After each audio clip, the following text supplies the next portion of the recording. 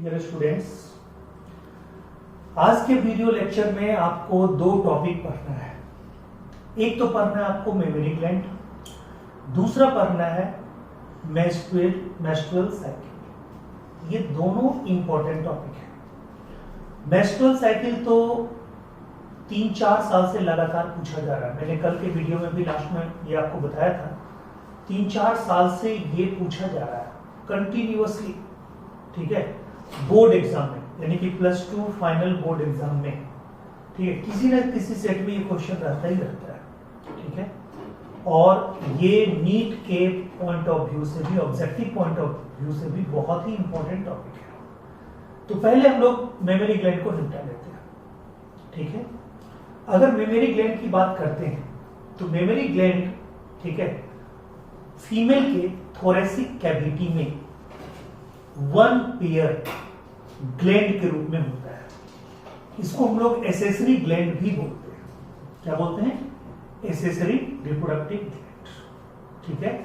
ये रिप्रोडक्शन में डायरेक्ट मदद नहीं करती, इनडायरेक्टली रिप्रोडक्शन में, ठीक है, मतलब एक तरह से स्टिमुलेंट का काम करता है। मेमोरी ग्लैंड के स्टडी को मैस्टोलॉजी कहते हैं, यानी कि मैस्टोलॉजी का मतलब स्टडी ऑफ ब्रेस्ट, ओके। कहता है ये मेल फीमेल दोनों में है, बट ये कहता है कि सेक्स लिमिटेड है, यानी कि मेल में इसका ग्रोथ नहीं होता है, फीमेल में इसका ग्रोथ होता है। कहता है मेमोरी ग्लैंड के ग्रोथ को कंट्रोल करने के लिए एक हार्मोन होता है, और उस हार्मोन का नाम क्या है? प्रोलैक्टिन।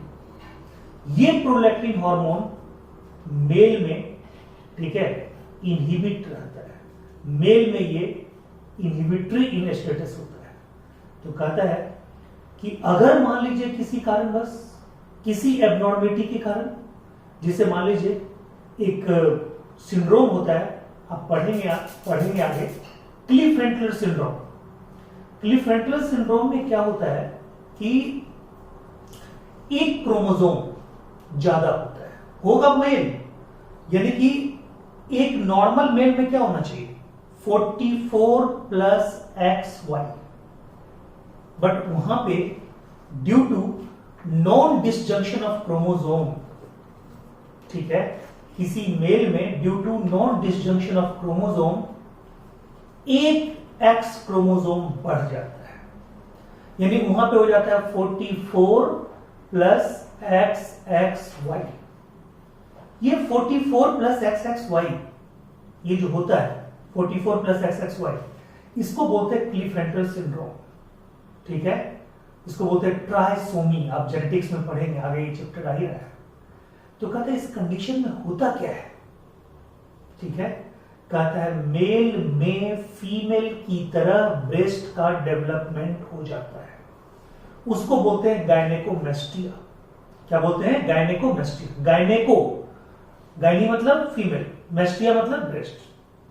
फीमेल की तरह ब्रेस्ट का डेवलपमेंट हो जाना मेल में, that condition is called gynaecomastia. Clear है पॉइंट? ठीक है। तो ये 1 पेयर होता है, ठीक है। और ये मेमोरी ग्लैंड 2 ही चीजों का बना होता है, ग्लैंडुलर टिश्यू, ठीक है, glandular tissue and fatty tissue, यानी glandular tissue, adipose tissue, fatty tissue. इसी 2 के कॉम्बिनेशन से बनता है कौन? यानी कि मेमोरी ग्लैंड, ब्रेस्ट। और मेमोरी ग्लैंड, ठीक है, ये सेक्रेटरी इन फंक्शन होता है। कहता है मेमोरी ग्लैंड के ग्रोथ को कंट्रोल करेगा प्रोलैक्टिन, मिल्क को बनाएगा भी prolactin during pregnancy, normal condition में नहीं। Milk formation only occurs during pregnancy under the control of prolactin hormone which is further controlled by pituitary gland. Clear है point? यानी पिट्यूटरी ग्लैंड का ये लास्ट हार्मोन होता है, एंटीरियर पिट्यूटरी का। Pituitary gland से 9 हार्मोन निकलते हैं, 6 हार्मोन एंटीरियर पिट्यूटरी से, 1 हार्मोन मिडिल पिट्यूटरी से, 2 हार्मोन पोस्टीरियर पिट्यूटरी से। तो कहता है प्रोलैक्टिन एंटीरियर पिट्यूटरी से निकलने वाला एक ऐसा हार्मोन है जो मेमोरी ग्लैंड के ग्रोथ को कंट्रोल करेगा और ड्यूरिंग प्रेगनेंसी मेमोरी ग्लैंड के अंदर मिल्क का फॉर्मेशन करवाएगा। लेकिन देखिए यहां पे चॉइस आ गया, लेकिन कहता है कि मेमोरी ग्लैंड से जो पहला मिल्क निकलेगा या इजेक्शन ऑफ मिल्क जो होगा, मेमोरी ग्लैंड से जो इजेक्शन ऑफ मिल्क होगा वो प्रोलैक्टिन के कारण नहीं होगा, वो एक हार्मोन के कारण होगा। उस हार्मोन का नाम है ऑक्सीटोसिन। क्या नाम है? ऑक्सीटोसिन। ऑक्सीटोसिन कहलाता है birth control and milk ejection hormone, यानी वो बर्थ को कंट्रोल भी करता है और मिल्क को इजेक्ट भी करता है। ठीक है, यानी कि ऑक्सीटोसिन चार चीजों के मसल्स को कांटेक्ट करवाता है। सबसे पहले मायोमेट्रियम ऑफ यूटेरस, बच्चे वहां से अलग हो गए गेस्टेशन पीरियड पूरा होने के बाद। फिर सर्वाइकल मसल का कॉन्ट्रैक्शन, सर्विक्स से बच्चा बाहर आ गया, सर्वाइकल कैनाल से बाहर आ गया, वेजाइनल कैनाल। फिर वेजाइनल कैनाल के मतलब वेजाइनल वॉल में कॉन्ट्रैक्शन, मस्कुलर कॉन्ट्रैक्शन, बच्चा बाहर आया। मतलब उन तीनों मसल में कॉन्ट्रैक्शन कारण बच्चा बाहर आया। फिर मेमोरी ग्लैंड के, ठीक है, मस्कुलर कॉन्ट्रैक्शन, एल्वियोलर कॉन्ट्रैक्शन, फिर वहां से मिल्क निकलेगा और बच्चे के मुंह में जाएगा। यानी सारा कमाल किस हार्मोन का है? ऑक्सीटोसिन। इसलिए ऑक्सीटोसिन को बोलते हैं birth control and milk ejection hormone. Clear हो गया पॉइंट? ठीक है, अब आइए मेमोरी ग्लैंड के स्ट्रक्चर में, इंटरनल स्ट्रक्चर। आपको ज्यादा दिक्कत नहीं होने देंगे, बहुत बढ़िया एक ट्रिक बता देंगे। जितने स्ट्रक्चर आप पढ़िएगा सब एक ट्रिक से सॉल्व हो जाएगा, प्रॉमिस। देखिए अब क्या है। ठीक है, कहता है कि आपको क्या होता है, दो ही चीज इसमें होता है, एक ग्लैंडुलर मास और एक फैटी मास। देखिए memory gland contain glandular tissue and variable amount of fat, variable amount of fat. ठीक है, मतलब मेमोरी ग्लैंड के साइज पे डिपेंड करता है। अगर मेमोरी ग्लैंड का साइज बड़ा है तो इसका मतलब फैटी टिश्यू ज्यादा है, अगर छोटा है तो फैटी टिश्यू कम है। ठीक है, यानी ग्लैंडुलर मास सब में लगभग कांस्टेंट होता है, लेकिन फैटी मास वेरी करता है। फैटी मास वेरी होने के कारण उनके साइज में डिफरेंसेस होते हैं। ठीक है, यानी वेरिएबल अमाउंट ऑफ फैट। अब देखिए इन ईच ब्रेस्ट, ठीक है, मेमोरी ग्लैंड जिसको हम बोल रहे हैं मेमोरी ग्लैंड, मिलीग्राम में समझिएगा मेमोरी ग्लैंड।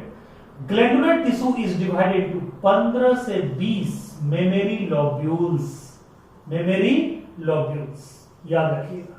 यानी कि each memory gland is divided into 15 to 20 lobules, lobes. Okay, lobes याद कीजिए। जब हम टेस्टिस पढ़ा रहे थे तो बता सकते हैं एक टेस्टिस में कितने लोब्यूल्स बताए थे, testicular lobules 250 in each testis. यहां पे मेमोरी ग्लैंड की बात चल रही है। मेमोरी ग्लैंड के इंटरनल स्ट्रक्चर में क्या देख रहे हैं कि ये जो ग्लैंडुलर मास है, फैटी मास है, तो इसमें ग्लैंडुलर मास जो है वो 15 से 20 लोब्यूल्स में बटा होता है। ठीक है, 15 से 20 लोब्यूल्स में बटा होता है, लोब्स में।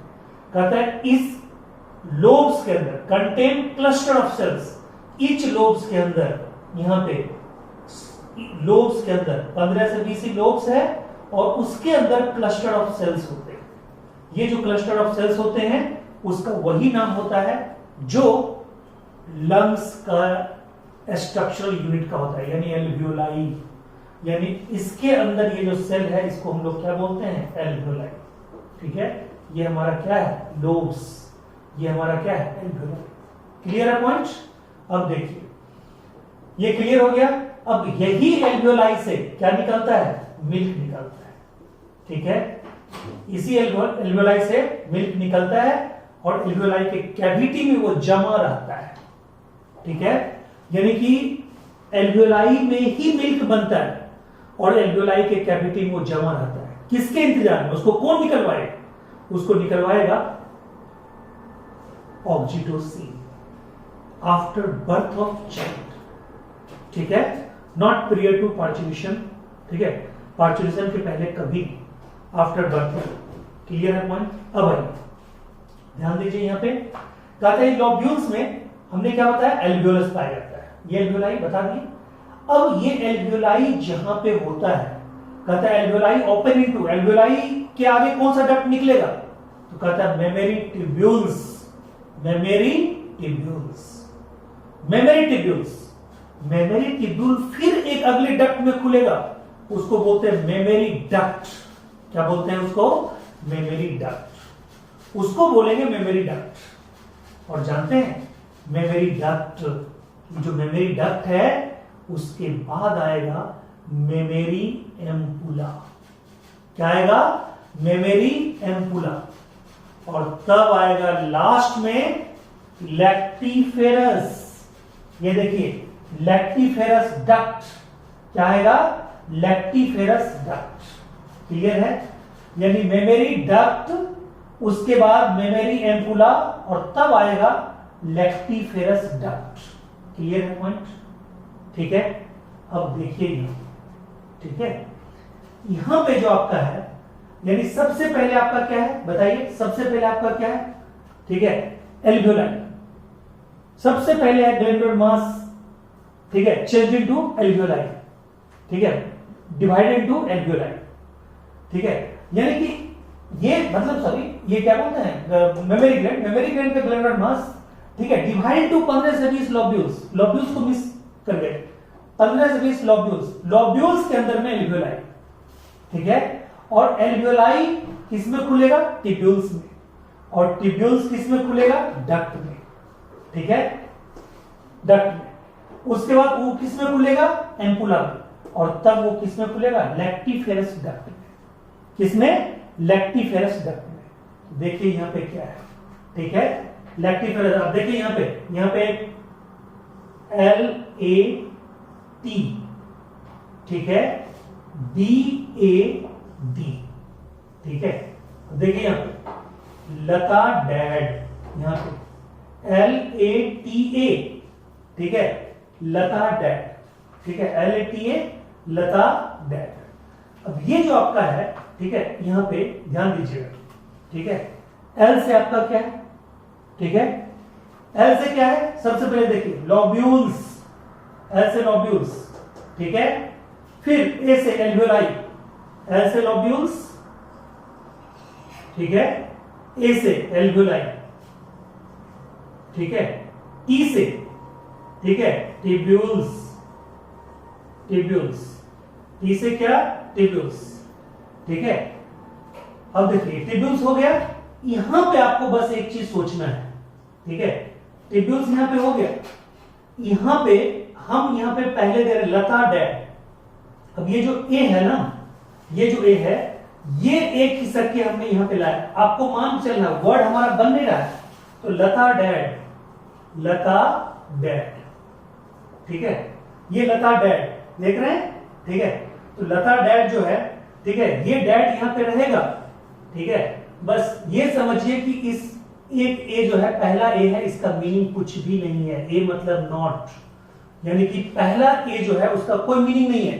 तो लीजिए ये क्या होगा, फिर से आइए, ये क्या होगा, यानी कि मतलब ये मेमोरी ग्लैंड का लोब्यूल, ये क्या होगा, एल्वियोलाई, ये क्या होगा, मेमोरी ट्यूब्यूल, ठीक है, ये क्या होगा, मेमोरी डक्ट, ये क्या होगा, मेमोरी एम्पुला, और ये क्या होगा, लैक्टिफेरस डक्ट। यानी लता डैड, लता डैड, ठीक है, कोई लता नाम की लड़की है, उसके डैड, यानी लता डैड, ठीक है। क्लियर हो गया। देखिए इसका ये ट्रिक, पूरा का पूरा ट्रिक क्या है, ये पूरा जो ट्रिक है अब आपको क्लियर हो जाएगा, ठीक है। ये देखिए, ठीक है, लता डैड, इसमें क्या है, ठीक है। फिर से देखिए एल, ये आपका क्या हो गया, लोब्स, लोब्यूल्स, ठीक है, हो गया लोब्यूल्स, यानी कि लोब्यूल्स, ये हो गया आपका लोब्यूल्स। ध्यान दीजिए, मैं इसको वर्टिकली लिख रहा हूं, L A T A B A B, clear है, लता डैड। अब देखिए L से लोब्स, A से एल्वियोलस, T से ट्यूब्यूल्स, ठीक है, A से नॉट, डी से डक्ट, ए से एम्पुला और डी से डक्ट। अब देखिए सब में आप मेमोरी लगा देंगे, बस लास्ट में लैक्टिफेरस लगाएंगे। Memory lobes, memory alveolus, memory tubules, memory duct, mammary ampulla और लैक्टिफेरस डक्ट। यही है सीक्वेंस। अब बताइए पूरे मेमोरी ग्लैंड के, ठीक है, जितने भी डक्ट सिस्टम हैं वो आपको एक ही बार में याद हो गए, डक्ट सिस्टम। तो बताइए इसके लिए सुपर डुपर, इसके लिए सबसे अच्छा ट्रिक आपको क्या हो गया, पूरा का पूरा मेमोरी ग्लैंड के पूरे डक्ट सिस्टम को रटने का ट्रिक क्या हो गया, लता दीदी। तो लता दीदी में क्या हो गया, लोब्स, एल्वियोलस, ठीक है, टिब्यूल्स, ए का मतलब नोट, ये ए का मतलब नोट, डी का मतलब डक्ट, ए का मतलब एम्पुला, डी का मतलब डक्ट। तो लास्ट वाले में लगाना है लैक्टिफेरस डक्ट, बाकी सब में क्या लगाना है, मेमोरी, मेमोरी, मेमोरी, सब में memory. This is all about your memory gland. बताइए पूरा क्लियर हो गया पूरी तरह। अब आइए मेंस्ट्रुअल साइकिल में आइए। कहते हैं ये जो मेंस्ट्रुअल साइकिल है ये सिर्फ प्राइमेट्स में होता है। इसके नोट्स में आपको लिखा हुआ मिलेगा, नोट्स आपके पास ऑलरेडी है और मैंने जो भी नोट्स भेजा है वो जरूर, आकाश का जो नोट्स मैंने अभी सेंड किया है वो जरूर आप कीजिएगा, क्योंकि क्वेश्चन जो आएगा, ठीक है, जो क्वेश्चन पेपर आएगा जब फीमेल रिप्रोडक्टिव सिस्टम का टेस्ट होगा वो अगले में है, वो नेक्स्ट टेस्ट में है, ये मंडे वाले टेस्ट में है, नेक्स्ट टेस्ट में है, ठीक है। तो उसमें तो फीमेल रिप्रोडक्टिव सिस्टम आना है, वो आपका खत्म हो रहा है। तो कहता है उसमें आपको, ठीक है, करना क्या है, यही तैयार करना आकाश वाले मॉड्यूल का मतलब पूरा और उसका क्वेश्चन पेपर प्लस एनसीईआरटी, और कुछ नहीं पढ़ना है दूसरा। अगर मेरे नोट्स में एक्स्ट्रा भी लिखा होगा तो एक्स्ट्रा ज्यादा नहीं पढ़ना है, उसी को पढ़ना है, टू दी पॉइंट। अब आइए कहते हैं कि मेंस्ट्रुअल साइकिल मैमल्स में होता तो है बट सिर्फ प्राइमेट्स में होता है। किसमें होता है, सिर्फ प्राइमेट्स में, यानी कि ह्यूमन, एप और मंकी में मेंस्ट्रुअल साइकिल होगा, बट जो नॉन प्राइमेट्स है उसमें होगा स्ट्रेस साइकिल। क्लियर है। ये जो ह्यूमन फीमेल में जो होता है मेंस्ट्रुअल साइकिल, ये होता है 28 से 29 दिन का, 28 to 29 डेज होता है। और इसमें सबसे ज्यादा जो कमाल का जो क्वेश्चन आता है वो आता है आपको हार्मोनल कंट्रोल। तो ध्यान दीजिएगा, सारे हार्मोन के बारे में हम बताएंगे और ये डायग्राम कभी भूलिएगा नहीं, यही एनसीईआरटी डायग्राम आपको काम आएगा, ठीक है। तो ये एनसीईआरटी का डायग्राम, ठीक है, बहुत अच्छे से समझना है। क्लियर है पॉइंट, ठीक है। देखिए यहां पे एक दो टर्म आएगा वो हम देखेंगे, लेकिन पहले ये जाने कि 11 से 13 साल में लड़कियों में मेंस्ट्रुअल साइकिल शुरू हो जाता है। फर्स्ट मेंस्ट्रुअल साइकिल को हम लोग बोलते हैं मीनार्की या मीनार्ची, और लास्ट 50 ईयर में जाके क्लोज होता है, उसको हम लोग क्या बोलते हैं, उसको बोलते हैं मेनोपॉज। ओके, मेनोपॉज होने के बाद, ठीक है, ह्यूमन फीमेल के वेजाइना से एक हॉट फ्लश बाहर आता है और उस हॉट फ्लश में, यूरिन के उस हॉट फ्लश में, ठीक है, प्रोगेस्ट्रोन को देखा जा सकता है। क्लियर है पॉइंट। यानी progesterone in the urine is the indication of closing of MC, closing of ovulation, ठीक है। 50 ईयर के बाद तो ये नॉर्मल प्रोसेस है मेनोपॉज, बट अगर बीच में कभी हुआ, ठीक है, मान लीजिए कि किसी में जायगोट फॉर्मेशन हो गया, प्रेगनेंसी मतलब मेंटेन हो गया, तो उसका इंडिकेशन भी यूरिन में प्रोगेस्ट्रोन होता है, ठीक है। क्लियर है पॉइंट। तो इसीलिए वो यूरिन की टेक आता है टेस्ट करने का, अगर वो पॉजिटिव है तो प्रेगनेंसी है, नहीं है तो निगेटिव है, वो हम लोग देखेंगे। अब देखिए ये जो पूरा का पूरा मेंस्ट्रुअल साइकिल है, इसके 4 फेज है। 3 फेज तो आपको हर बुक में दिया हुआ है। एक छोटे से फेज को काउंट लोग नहीं करते क्योंकि वो होता है मात्र 48 घंटे का, बट उसको भी काउंट करना चाहिए, हम लोग करेंगे। देखिए पहला जो फेज होगा मेंस्ट्रुअल साइकिल का वो क्या होगा, पहला फेज मेंस्ट्रुअल साइकिल का जो होगा वो होगा 3 to 5 डेज का। मेंस्ट्रुअल साइकिल है, नाम है मेंस्ट्रुअल साइकिल, तो बताइए पहला फेज भी क्या होगा? मेंस्ट्रुएशन। पहला फेज का नाम मेंस्ट्रुएशन। ओके। दूसरा जो फेज होगा उसको बोलते हैं फॉलिक्यूलर फेज, उसको बोलते हैं रीजेनरेशन फेज, उसको बोलते हैं प्रोलिफेरेटिव फेज। ओके। तीसरा जो फेज होता है उसको बोलते हैं ओवुलेटरी फेज। ओके। और अगला जो फेज होता है उसके अगला उसको बोलते हैं ल्यूटियल फेज। क्या बोलते हैं? ल्यूटियल फेज, याद रखिए। ओके, ल्यूटियल फेज बोलते हैं। तो इसको अच्छे से देखना है, ठीक है। उसको क्या बोलते हैं? Luteal phase. ठीक है, चले आगे।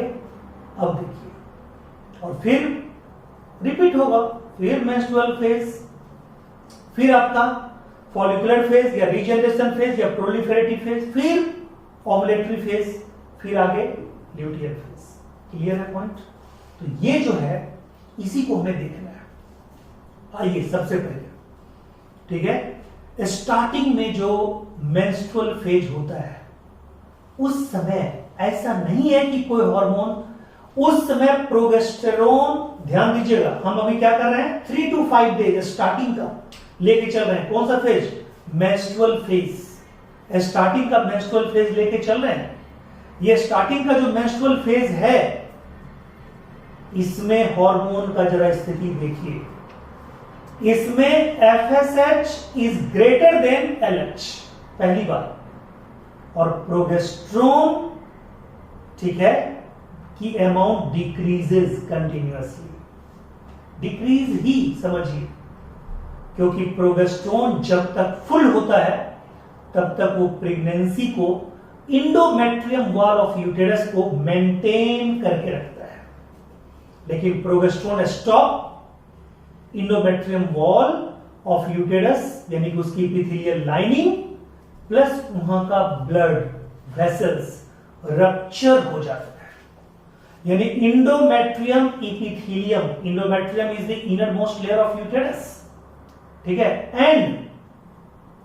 And urinary blood vessels ruptured due to sudden stoppage of progesterone, ठीक है, then this blood is secreted from the vagina of a female known as menstruation. This is the starting phase of menstrual cycle. Clear है point?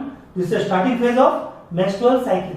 तो menstrual cycle का starting phase menstruation, इसमें आपको क्या बता रहे हैं? फिर से सुनिए, प्रोजेस्टेरोन बिल्कुल धीरे धीरे कम होते होते बिल्कुल स्टॉप। दूसरी FSH is greater than LH। Clear है पॉइंट? अब FSH LH देखिए, यहां पे FSH LH, ठीक है, ये बढ़ता जाएगा, बढ़ता, ये देखिए लिखा हुआ है, यहां पे लिख दिए थे। मेंस्ट्रुएशन में, मेंस्ट्रुअल फेज में 3 से 5 दिन क्या हो रहा है? FSH greater than LH, progesterone level decreases, VVI लिखा हुआ है, VVI लिखा हुआ है, ठीक है। इसका फोटो क्लिक करके आपको नजदीक से व्यू दे देंगे, ठीक है, इसको आप जरूर डाइजेस्ट कीजिएगा माइंड से। अब आइए, कहता है ये फॉलिकुलर फेज, यानी कि ये आपका मेंस्ट्रुअल फेज में समझ गए क्या निकला? ब्लड निकला। अच्छा, वहां पे ब्लड क्लॉट क्यों नहीं होता है? कभी सोचें? वहां पे एक एंजाइम होता है फाइब्रोलाइसिन, जो उसको क्लॉट होने नहीं देता है। क्लियर है? तो आपको कोई पूछेगा मेंस्ट्रुअल मतलब मेंस्ट्रुअल एक्सक्रीटरी प्रोडक्ट या मेंस्ट्रुअल मतलब mass is made up of only blood, consist of blood. आपको बोलना है consist of blood, not blood, क्योंकि ब्लड के साथ वहां पे क्या होता है? इंडोमेट्रियम एपिथेलियम का रप्चर मास भी उसमें होता है। क्लियर है? और एक बात और पूछेगा, ये जो निकलता है ब्लड, ये आर्टेरियल ब्लड होता है या वेनस? आपको बोलना आर्टेरियल ब्लड। ये क्वेश्चन का पॉइंट है, नीट में आया हुआ क्वेश्चन है, एनसीईआरटी से छटा हुआ क्वेश्चन है, तो ये आपको जरूर देखना है। अब देखिए, आप यहां तक क्लियर हो गया? अब देखिए, यानी कि ये जो आपका है 3 से 5 दिन, ये तो आपका हो गया मेंस्ट्रुअल फेज। अब कहता है 5वां दिन के बाद, 5वां दिन के लास्ट से लेके यानी 6, 7, 8, 9, 10, 11, 12, 13, ये 8 दिन लगातार 8 डेज क्या होता है? तो 8 डेज के फेज को कंप्लीटली एफएसएच और एलएच मेंटेन करता है। क्लियर है पॉइंट? यानी एफएसएच एलएच की मात्रा कंटिन्यूअसली बढ़ती चली जाती है और 14वां दिन टॉप पे होता है, उसको बोलते हैं एफएसएच एलएच सर्ज, SURG। कहीं कोई उसको सूरज भी बोलते हैं बट बोलेंगे सर्ज। ये देखिए एफएसएच बढ़ता गया, यहां पे आके पूरा बढ़ गया।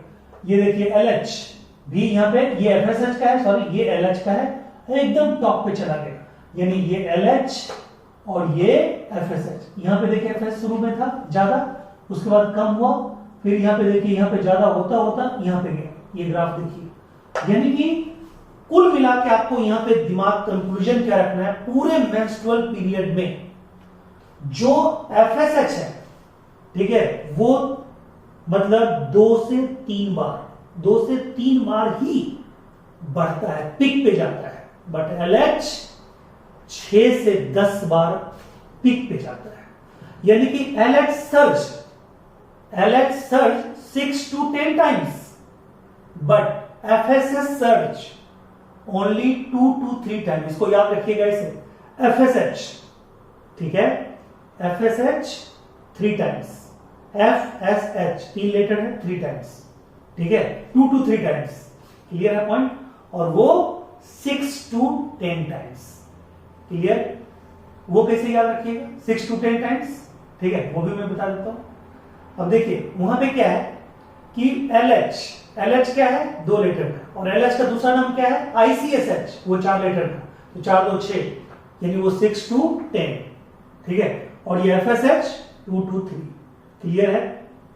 चलिए, तो 2 to 3 टाइम्स ये क्लियर होगा, ये पूरा हार्मोन का क्लियर होगा, ये दिमाग में रखिएगा, ठीक है। अब आइए ध्यान से देखिएगा, ये 14वां दिन, यानी कि अच्छा ये 5वां दिन से लेकर हम कितना बताए, 8 दिन लगातार, छठा दिन 6 7 8 9 10 11 12 13, ये 8 दिन लगातार, ठीक है। एफएसएच बढ़ता जा रहा, एलएच बढ़ता जा रहा, ठीक है। अब सुनिए, कहता है यहां पे करता क्या है, कौन क्या करता है, ठीक है। देखिए यहां पे कौन क्या करता है, कहता है यहां पे primary follicle is change into tertiary follicle, primary follicle is change into tertiary follicle, sorry tertiary follicle कहते हैं graphene follicle, primary secondary tertiary and graphene follicle. Graphene follicle is the mature final stage, okay, mature final stage, ठीक है। वहां पे क्या बन के रखा हुआ है, ठीक है, क्या बन के रखा हुआ, मैंने कल ही बताया है, कल के ही वीडियो में आपको बताया, क्या बताया कल के वीडियो में, कि प्राइमरी फॉलिकल में भी प्राइमरी oocyte, सेकेंडरी फॉलिकल में भी सेकेंडरी oocyte, टर्सरी फॉलिकल में भी प्राइमरी oocyte, मतलब प्राइमरी फॉलिकल में प्राइमरी oocyte, सेकेंडरी फॉलिकल में भी प्राइमरी oocyte, टर्सरी फॉलिकल में भी प्राइमरी oocyte, लेकिन ग्राफियन फॉलिकल में सेकेंडरी oocyte, ठीक है। तो ग्राफियन फॉलिकल बनता है, यानी primary follicle is change into Graafian follicle in this period, hence it is also called follicular phase. और इसको रीजनरेशन फेज क्यों बोलते हैं, तो कहता है जो मेंस्ट्रुअल साइकिल, मेंस्ट्रुएशन में जो एंडोमेट्रियम वॉल डैमेज हो गया था, वो पूरा का पूरा एंडोमेट्रियम वॉल फिर से बनेगा, ठीक है। तो फिर से बनेगा तो उसको क्या बोलते हैं, रीजनरेशन। क्या बोलते हैं, रीजनरेशन। तो regeneration of endometrium wall and formation of, ठीक है, Graafian follicle from primary follicle, इसलिए इसको हम लोग फॉलिकुलर फेज भी बोलते हैं। ये कितने दिन में होगा, 8 दिन में, टाइमिंग 6 to 13।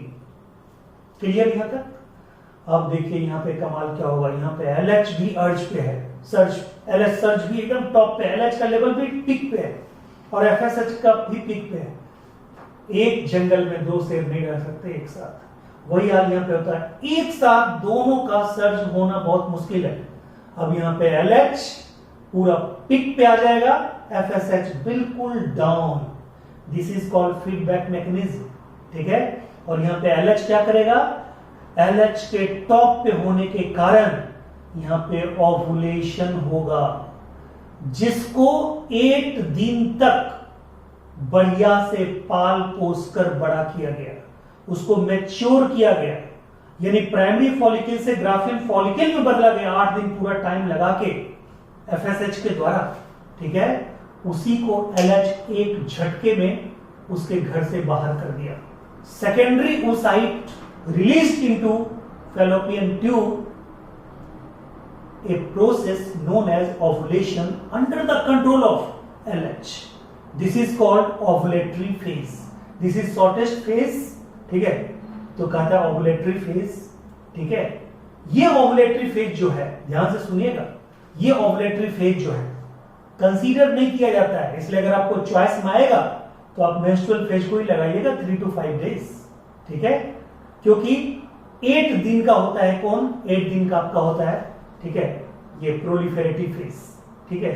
6 to 7 डेज का कौन होता है, ठीक है, ल्यूटियल फेज। तो 5 डेज का कौन होगा, मेंस्ट्रुअल फेज, ठीक है। क्लियर है पॉइंट। चलिए अब देखिए, यानी कि ओवुलेटरी फेज मात्र 2 दिन का, ठीक है, 2 दिन का ओवुलेटरी फेज। ये 2 दिन का जो ओवुलेटरी फेज होता है ये 48 घंटे, यानी कि फीमेल के अंदर फेलोपियन ट्यूब में सेकेंडरी oocyte मात्र 48 आवर ही वेट करेगा स्पर्म का। स्पर्म आएगा तो ठीक, नहीं तो वो डिजेनरेट होकर वहीं पे एब्सॉर्ब हो जाए फेलोपियन ट्यूब के वॉल। क्लियर है पॉइंट, ठीक है। अब देखिए, कहता है कि यहां पे ओवुलेटरी फेज हुआ, जो ही ग्राफियन फॉलिकल से ओवम बाहर आया, सेकेंडरी oocyte के स्टेज में बाहर चला गया, ओवुलेशन हो गया। कहता है कि ये जो मास है, ध्यान दीजिएगा, ये ग्राफ देखिए, ये देखिए प्राइमरी फॉलिकल, ये दोनों प्राइमरी फॉलिकल, ये देखिए सेकेंडरी फॉलिकल, ठीक है, ये देखिए टर्शियरी फॉलिकल, ये देखिए ग्राफियन फॉलिकल। ये क्या है आपका ग्राफियन फॉलिकल, ये ग्राफियन फॉलिकल। और ग्राफियन फॉलिकल देखिए 14वां दिन ओवुलेशन में ग्राफियन फॉलिकल से निकला, क्या निकला यहां पे, सेकेंडरी oocyte। इसको क्या बोलेंगे, सेकेंडरी oocyte, ठीक है। और ये सेकेंडरी oocyte जब निकल गया कि ग्राफियन फॉलिकल का बाकी मास एक स्ट्रक्चर बनाएगा, येलो कलर का स्ट्रक्चर, उसको हम लोग बोलते हैं, यानी कि डेवलपमेंट, ये जो डेवलपिंग, ठीक है, ये जो स्ट्रक्चर है उसको हम लोग बोलते हैं कॉर्पस ल्यूटियम। कलर याद रखिएगा, कॉर्पस ल्यूटियम येलो कलर का, यानी कि देखिए इसको कैसे याद रखिएगा। कहता है कि जो ये पूरे 8 दिन में तैयार हुआ फॉलिकुलर फेज में FSH के द्वारा, एस्ट्रोजन के द्वारा, ठीक है, कहता है उसको एक झटके में LH क्या किया, ग्राफियन फॉलिकल से बाहर कर दिया। That process is known as ovulation. और ये ओवुलेशन किसके अंडर कंट्रोल हुआ, LH के। ये भी याद रखना है, यानी ओवुलेशन को एकमात्र हार्मोन करवाता है LH।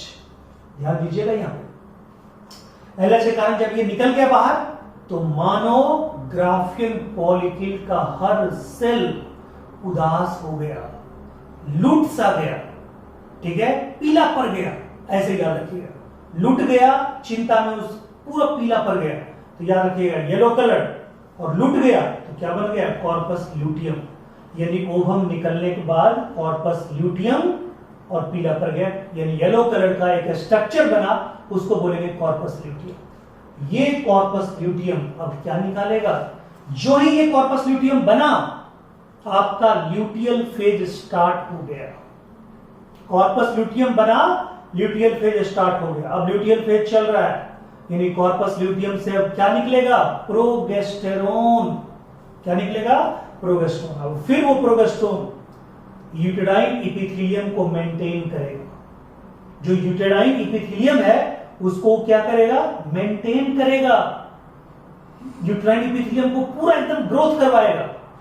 और वो कहता है पहला दिन, दूसरा दिन, तीसरा दिन, चौथा दिन, 5वां दिन, 6वां दिन, 7वां दिन वो इंतजार करेगा कि ओवम निकला होगा, फर्टिलाइज हुआ होगा, फर्टिलाइज होने के बाद जायगोट बना होगा, जायगोट के बाद पहला, दूसरा, तीसरा, चौथा, 5वां, 6वां, 7वां दिन ब्लास्टोसिस्ट में आएगा।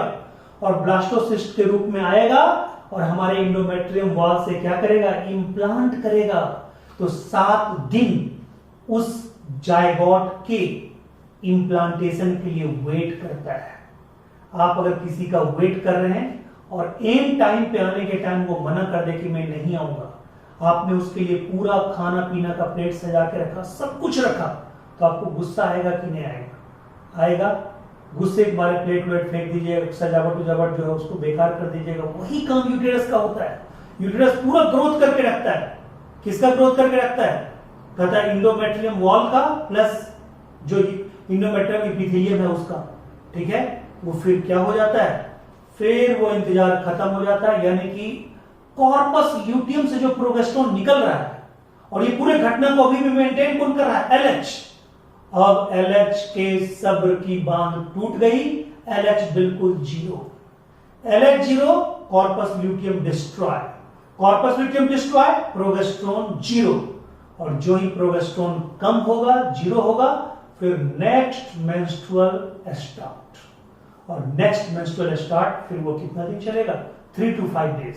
तो एक मेंस्ट्रुअल से दूसरे मेंस्ट्रुअल के बीच के साइकिल को हम लोग क्या बोलेंगे? मेंस्ट्रुअल साइकिल या एमसी। क्लियर है पॉइंट? तो देखिए, ये जो कॉर्पस ल्यूटियम जो है, ये बाद में स्ट्रक्चर होते होते क्या बना? ये कॉर्पस ल्यूटियम बाद में क्या बना? Corpus albicans. कॉर्पस ये तो अभी कॉर्पस ल्यूटियम ही है, बाद में जाके ये बना corpus albicans. Corpus albicans, albicans. ठीक है, अगर इसमें बोर्ड पे आपको इधर नहीं भी दिखा रहा है कैमरा पोजीशन का कारण, तो कॉर्पस एल्बिकेंस व्हाइट कलर का। कॉर्पस एल्बिकेंस किस कलर का? व्हाइट कलर का। But corpus luteum yellow colour का, ये दिमाग में रखना है। यानी वो येलो कलर का और वो किस कलर का? व्हाइट कलर का। Corpus albicans degenerated form of corpus luteum from which progesterone secretion is stopped। और प्रोगेस्टेरोन सेक्रेशन स्टॉप होगा, नेक्स्ट मेंस्ट्रुअल क्या होगा? स्टार्ट हो जाएगा। क्लियर है? यानी प्रेगनेंसी के लिए पूरा माहौल तैयार करके रखा था कौन? प्रोगेस्टेरोन। इसलिए पी से प्रोगेस्टेरोन, पी से प्रेगनेंसी। और यहां पे मैं बता दूं, एलएच का ही ये सारा काम है। और एलएच ओवरी से यहां पे क्या क्या चीज निकलवाता है? एस्ट्रोजन निकलवाता है, वो इनहिबिन निकलवाता है। क्या निकलवाता है? इनहिबिन। ठीक है, इनहिबिन भी निकलवाता है, एस्ट्रोजन भी निकलवाता है। एस्ट्रोजन, ESTROGEN, एस्ट्रोजन भी निकलवाता है। ठीक है, वो रिलैक्सिन भी निकलवाता है। ठीक है, ये जो मैं आपको बता रहा था, ये जो बता रहे थे कि नहीं ओवरी, ध्यान दीजिएगा यहां पे, ये जो ओवरी की बात हो रही है कि नहीं ओवरी और क्या क्या करता है, इसको मैं फिर से बता रहा हूं। ठीक है, इस पॉइंट को मैं फिर से बता रहा हूं कि ओवरी, एलएच ओवरी से क्या क्या करवाता है। देखिए यहां पे एलएच ओवरी से, ठीक है, जो करवाता है उसके लिए मैं एक ट्रिक बता रहा हूं, राइट। ठीक है, यानी एलएच राइट द ओवरी। यहां पे देखिए, ई से एस्ट्रोजन, एस्ट्रोजन, पी से प्रोगेस्टेरोन, प्रोगेस्टेरोन, पी से प्रोगेस्टेरोन, आई से इनहिबिन। ठीक है, आई से इनहिबिन, और आर से रिलैक्सिन। आर से क्या? रिलैक्सिन। तो बताइए, एलएच ओवरी से ये 4 चीजों को सेक्रीट करवाता है। क्या क्या? रिलैक्सिन, दूसरा इनहिबिन, एफएसएच को इनहिबिट करता है।